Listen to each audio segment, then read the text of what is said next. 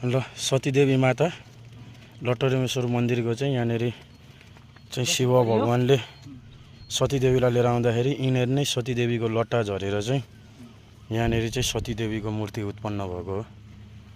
यो चाहिँ किंवदन्त अनुसार छ।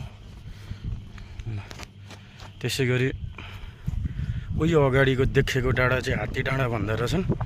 यहाँनिर नभन्दै हेर्दा पनि यो साइडको यो टाउको चाहिँ हात्तीको टाउको र सुँड जस्तो छ। उयो बिचको ढाड जस्तो, पछाडिको हिप र तलको पुच्छर जस्तो छ। यसलाई चाहिँ हात्ती डाँडा भन्दो रहेछन्। राम्रोसँग हेऱ्यो भने हात्तीको जस्तै सेम आकार छ हात्ती डाँडा। त्यसै गरी यो देखेको यो सानो डाँडो यो चाहिँ हाम्रो शिवको त्यतिखेर जट्टा। शिवजी चाहिँ यहाँनिर सतीदेवीको लट्टा झरेपछि त्यहीँनिर बस्नु भएको रहेछ। त्यो चाहिँ शिवजीको जट्टा। अनि त्योभन्दा तल चाहिँ गुफा छ, शिवजी उत्पन्न हुनुभएको त्यहाँनिर।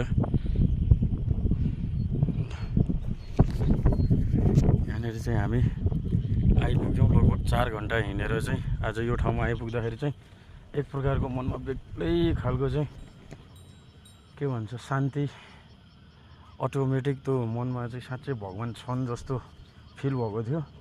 यहाँनिर यस्तो हावा चलिरहेको छ, यहाँ देख्न सकिन्छ यो पातहरू हल्लेको। तर हामीले यहाँनिर लाइटरलाई ओपन त्यत्तिकै बाल्दाखेरि लाइटर ननिभिकन हामीले यो बालेको अगरबत्ती यत्तिकै छल्क्यो, लाइटरै निभेन। म आफै छक्क परेँ। भनेपछि यहाँनिर पक्कै पनि केही शक्ति अवश्य छ।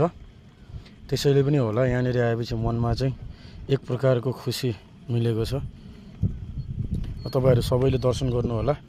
आउनु नपाए पनि घरैबाट बसेर भए पनि दर्शन गर्नु होला। सतीदेवीको दर्शन गर्नु